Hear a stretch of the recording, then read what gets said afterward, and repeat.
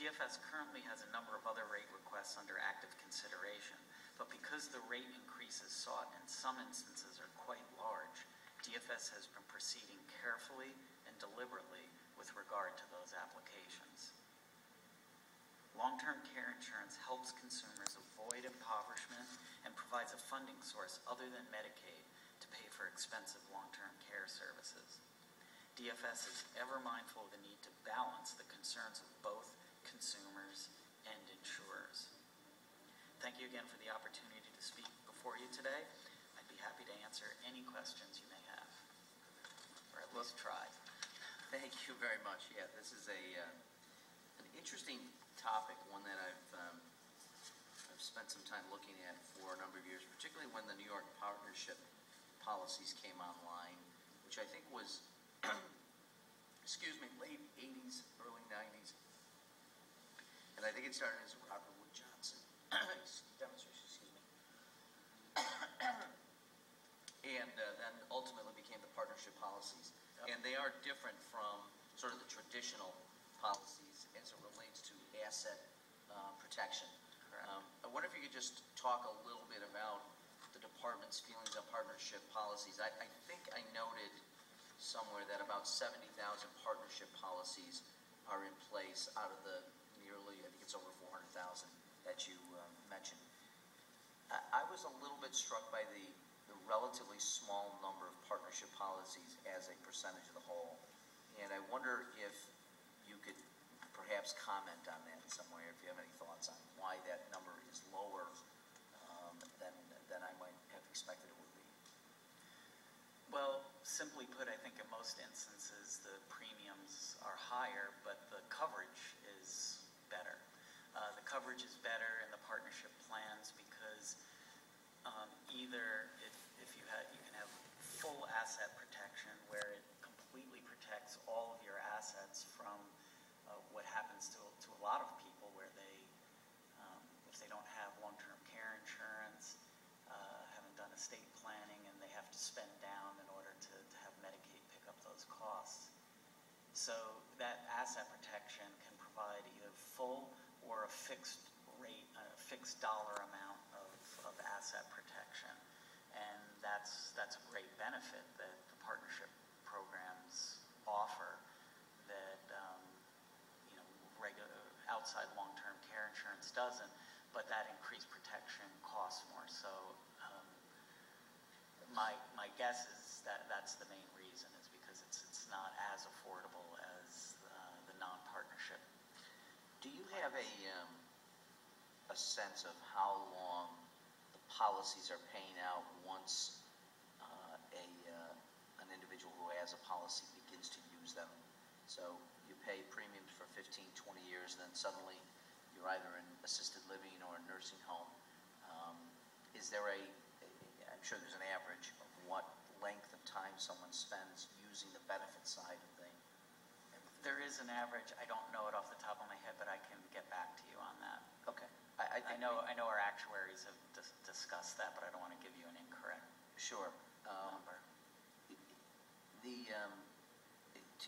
Relative to your testimony, you had indicated a couple of things that I'd just like to get a little more information on. First of all, you mentioned the 300 complaints that DFS has received since 2005. Do you have an idea what the typical complaint is? What is it you hear from seniors about? Is it typically the cost of it, or increases, or failure to pay in a timely way, or what are those complaints typically like? Anecdotally, it's often has to do with cost, but I'd want to go through that to give you a more accurate breakdown. So, look, if I can I get back to you on that to give you a more accurate breakdown on those 300 complaints. And when you say cost because of increases that have been anticipated? Yeah, concerns about increased premiums. Okay. I would be curious, too, the rate increases that you addressed. Between 2006 and 2011, they reviewed 99 rate increase applications, denied those requests in 60 instances, reduced them in 32 others, and no instance where rates increased by more than 15%. What's your sense of what's driving those rate requests? You mentioned the four factors. obviously, I think we all recognize interest rates have not been particularly favorable for those individuals on the investment side. They're certainly good on the borrowing side, but insurers are interested in investing the money over a long horizon, so that's probably a challenge. But I wondered if you could address whether or not were unanticipated differences between actual morbidity, mortality, or lapse rates than was anticipated when these policies were instituted. The one of those, it's really all four of those bases that we talked to: morbidity, mortality, lapse rates, and interest. As you point out, interest rates aren't what they used to be and haven't been for a little while. But biggest other piece of those four, while it can involve all four, is lapse rates, that they misjudged how many people would voluntarily stop their policies, let their policies lapse. And so that is certainly one of the prime reasons that insurers cite for requesting rate increases. And is it your sense that typically insurers would have relied on life insurance lapse rates or a percentage similar to that and found that that wasn't the case? You know, I'd want to, again, get back to you to make a generalization on what they base their assumptions on when they initially priced them. I wasn't here then. Right. But, you know, when we get a rate review or a rate request or a request for an initial policy form, we look at what the insurer submitted and try to determine whether or not it's reasonable, is it excessive. And, you know, I think long-term care, certainly in New York, long-term care insurance was relatively new when insurers came in and were pricing it. And we would be very interested in follow-up information. And I will tell you that, from my perspective, I'm not particularly interested in pointing fingers at people for a product that's relatively new.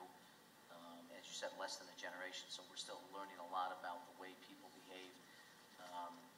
People's life longevity is extended, which you would think actually would help in terms of the premium payments. But I don't know enough about the morbidity rates and how they might have changed over the years to recognize whether or not that means more costs than anticipated as well. But I think the important thing is moving forward, as new products come online, making certain, and I know DFS is very interested in this as the legislature is, making sure that we strike the right balance. And it does occur to me, this is an interesting piece of insurance in that people wait much later in life to purchase it.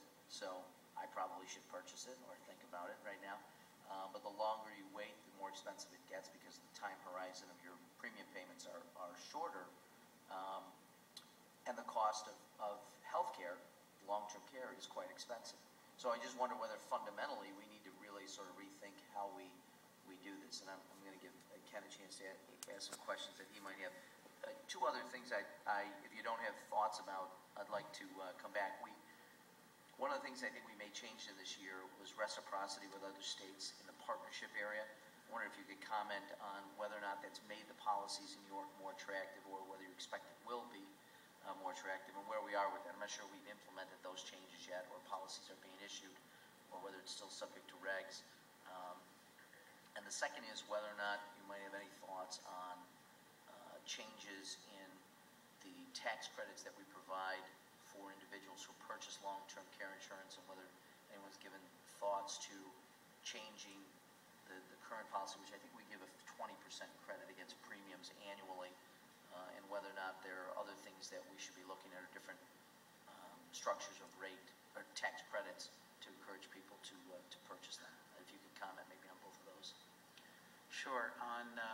On the issue of reciprocity, there isn't a reg out on that, and it's something that I think, as you know, as you cited, has been discussed for a while on, as something that could potentially make it more attractive